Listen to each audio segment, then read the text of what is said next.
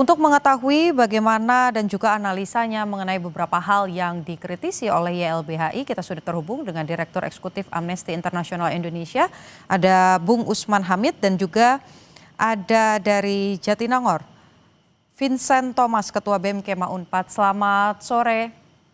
Selamat sore, betul. Selamat sore. Sore, Mbak Putri. Saya mau ke Bung Usman dulu. YLBHI sudah menyampaikan beberapa sikap, ada beberapa poin juga yang dikritisi, terutama soal penetapan tersangka dan kronologi penangkapan. Kalau Bung Usman melihatnya gimana? Memang tidak tepat proses penangkapan dan juga penetapan tersangka? Ya, saya kira tidak tepat ya. Pertama, secara material proses penetapan tersangka mereka didasarkan pada pasal-pasal yang saya kira lemah untuk menuduh mereka misalnya melakukan penghasutan kepada publik untuk melakukan tindak pidana atau misalnya melakukan penghasutan terhadap anak-anak untuk melakukan tindak pidana. Nah, yang terlihat di dalam sejumlah informasi yang saya pelajari, termasuk dari pihak kepolisian, rata-rata itu berasal atau berawal dari posting di media sosial yang dilakukan oleh misalnya Yayasan Lokataru, di mana Del Pedro memimpin, atau akun media sosial Gejayan Memanggil, dan juga akun media sosial dari blog politik pelajar. Nah, hampir keseluruhan konten yang atau materi yang saya lihat di dalam unggahan-unggahan itu, semuanya bersifat legitimate dalam arti kalaupun mereka dianggap menghasut orang atau menghasut anak untuk melakukan unjuk rasa atau untuk melakukan demonstrasi dalam menyatakan pendapat dan pikiran mereka. Nah, kalau demikian halnya, justru hak itu dijamin oleh konstitusi, dijamin oleh undang-undang, termasuk Undang-Undang Perlindungan Anak.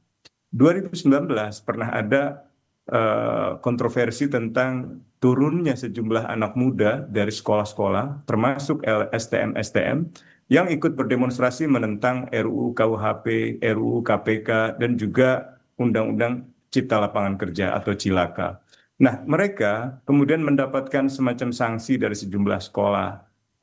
KJP-nya dijadikan semacam sanksi, lalu juga mereka dilarang oleh pemerintah, oleh polisian juga. Nah, tidak berapa lama kemudian, Perserikatan Bangsa-Bangsa menegaskan bahwa anak-anak pun berhak untuk berunjuk rasa. Dengan kata lain, tidak boleh negara melarang misalnya anak-anak meskipun belum berusia 18 tahun untuk berunjuk rasa. Justru kewajiban negara adalah memfasilitasi, mengamankan mereka dan melindungi mereka. Mengamankan bukan dalam arti membawa mereka ke kantor kepolisian, tapi memastikan bahwa penyelenggaraan unjuk rasa yang mereka adakan itu dapat berlangsung dengan baik, terhindar dari upaya-upaya gangguan dari pihak lain gitu. Nah, yang terjadi seringkali misalnya atas alasan waktu sudah sore, sudah pukul 18.00, lalu dibubarkan paksa. Padahal tidak ada ketentuan hukum yang melarang demonstrasi misalnya kalau melebihi jam 6 sore gitu. Nah, itu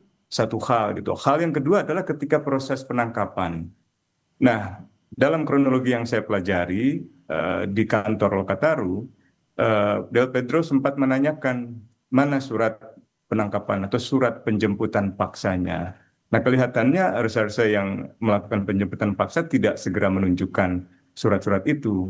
Dan ketika akan dibawa ke Polda, Pedro sempat meminta waktu untuk mengganti pakaian di ruang kerjanya, juga mengalami pernyataan-pernyataan yang mungkin tidak pantas untuk diucapkan oleh seorang penegak hukum yang mengayomi atau melindungi masyarakat gitu. Nah, surat-surat semacam itu baru dipertunjukkan ketika di Polda Metro Jaya gitu. Jadi sekali lagi saya ragu bahwa apa yang dituduhkan oleh pihak kepolisian benar-benar merupakan tuduhan yang berdasar gitu. Saya curiga bahwa memang ada pihak-pihak tertentu yang mendorong kepolisian seolah-olah ingin menyalahkan para aktivis yang sedari awal sangat jelas tadi di dalam konferensi pers dijelaskan oleh rekan-rekan yang menggelar konferensi pers bagaimana genealogi Lokataru Foundation atau lembaga-lembaga sejenis seperti misalnya Blok Politik Pelajar yang memang merupakan satu bentuk kesadaran politik baru anak-anak muda di Indonesia dan juga di dunia. Greta Thunberg 15 tahun dari Nordic countries gitu, dia mulai ikut memprotes, mulai menganjurkan agar tidak sekolah kepada pelajar-pelajar agar mempersoalkan pemanasan global Oke, demi baik. perubahan iklim yang lebih baik dan seterusnya. Jadi ini kesadaran politik baru yang memang banyak melibatkan anak muda. Jangan sampai negara justru tidak menghargai partisipasi mereka dengan mengenakan pasal-pasal pidana yang tidak berdasar. Oke, baik. Bung, sekarang saya bergeser ke Vincent. Vincent sepakat juga kah bahwa penangkapan dan juga penetapan tersangka dari apa namanya dari Kejayaan Memanggil, kemudian juga dari Lokataru ini membungkam eh, apa namanya pergerakan-pergerakan anak muda khususnya terkait dengan aktivisme? Ya, saya rasa ini jadi tanda tanya besar lah ketika kemarin disampaikan dari konferensi yang disampaikan oleh DPR kalau misalkan akan ada transparansi, akan ada partisipasi yang bermakna dan lain sebagainya.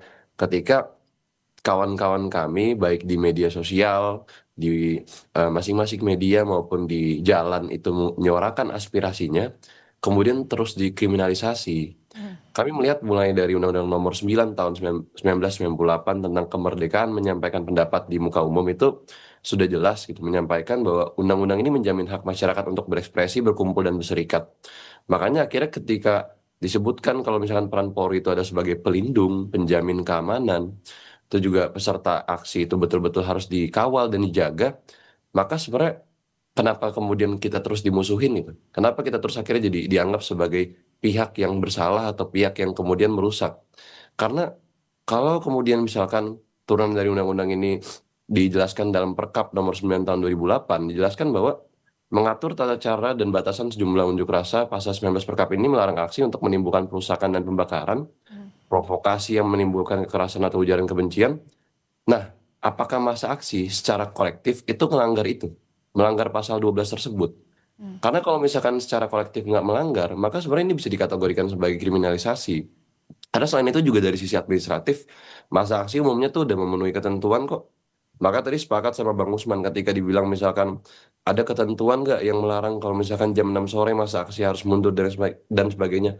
Kami rasa enggak, karena kalau ternyata udah ada pemberitahuan dan sebagainya, nggak ada aturan yang benar-benar jelas, yang benar-benar mengikat kalau misalkan aksi itu cuma boleh jam 17 atau jam 18. Makanya kalau kemudian penangkapan dari eh, senior-senior kita di luar sana, mulai dari Syahdan Hussein, kemudian Horik Anhar, terus mulai dari Del Pedro Marhen, semua itu abang-abang kita semua ditangkap atas dasar-dasar hanya karena dianggap mengorganisir dan dianggap sebagai pihak yang berbahaya bagi negara, saya rasa ini sebagai upaya untuk pembungkaman.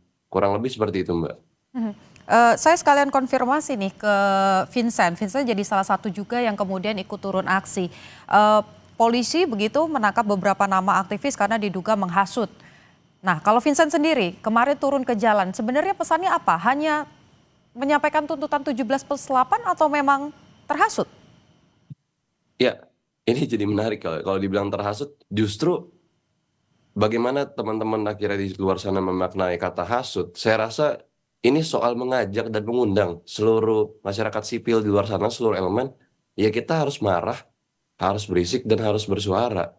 Karena kalau misalkan kita terus-menerus seperti ini, kita nggak akan pernah bisa ngelihat ada perubahan yang signifikan dari bagaimana aparat penegak hukum kita berjalan, bagaimana DPR berjalan, maupun pemerintahan Prabowo Gibran hari ini.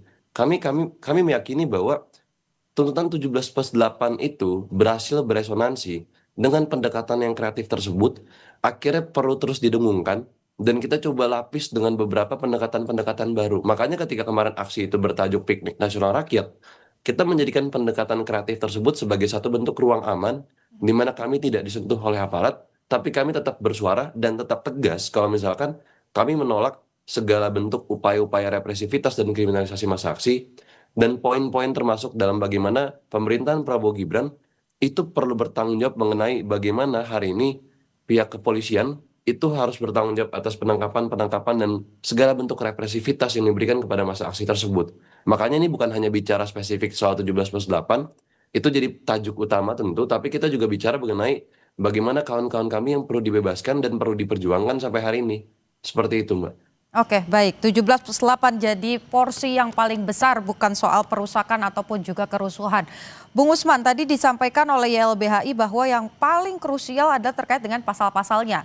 Catatannya 160 itu adalah delik material yang intinya harus ada unsur penghasutan ke arah pidana. Sementara yang dilakukan oleh eh, yang dilakukan ini Del Pedro dan yang lain-lain ini dianggap tidak seperti apa yang disangkakan.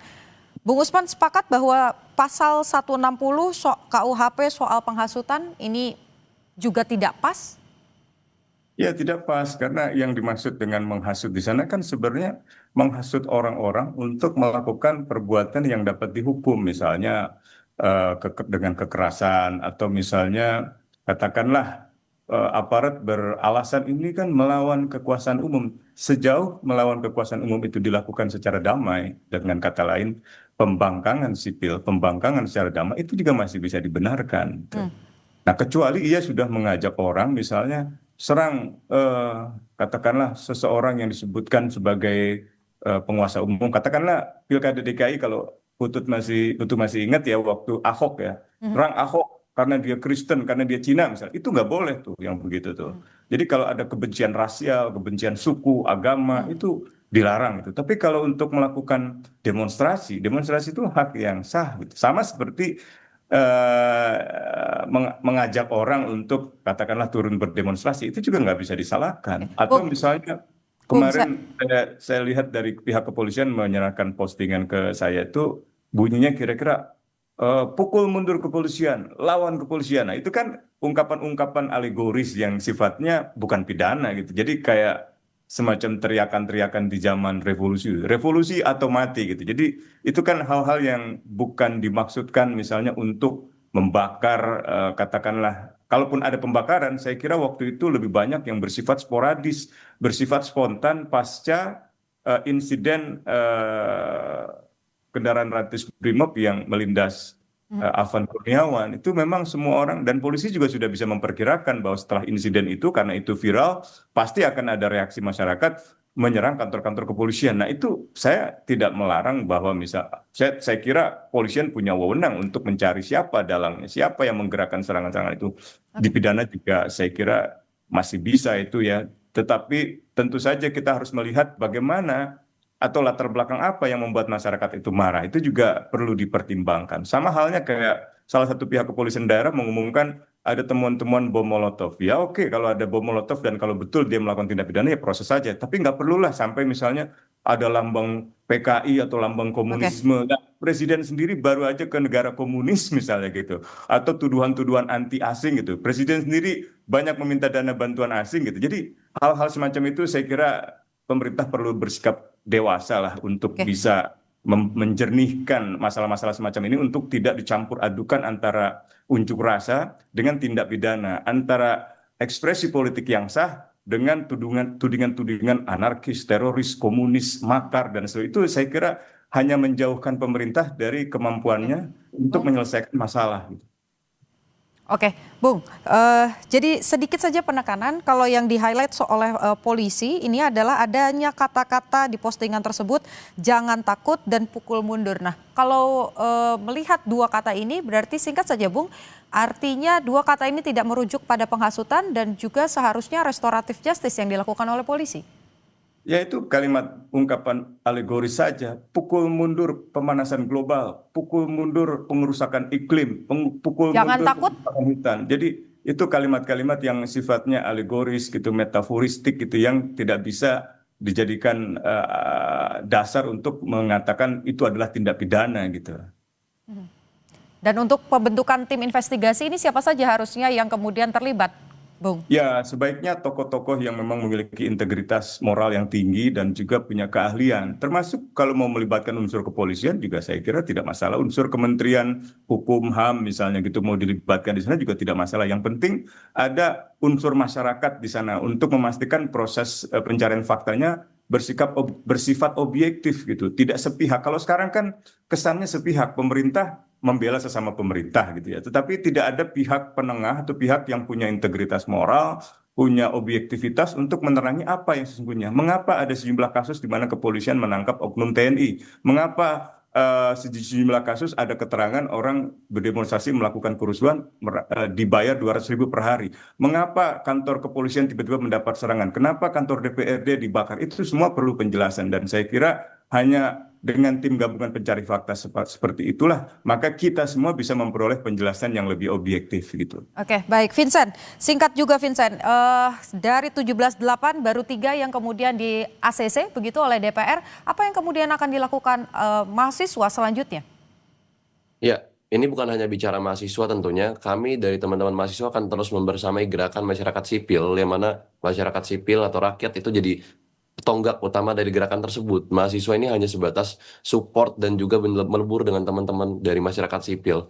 Kami memaknai bahwa ke depan pemerintah itu perlu waspada karena presiden gelombang aksi dari tanggal 28 atau bahkan sejak 25 hingga hari ini itu adalah satu sinyal bahwa meskipun kami terus dipungkul mundur, kami dibredel, kawan-kawan kami sampai di kampusnya dari Unisba dan Unpas itu sampai dimasukin dan ditembaki gas air mata. Teman-teman tuh nggak berhenti. Bahkan sampai kita bikin piknik sekalipun, kita ke depan akan tetap terusin apapun upaya-upaya yang masih bisa membuat kami turun ke jalan dan tetap terus bersuara, itu nggak akan berhenti.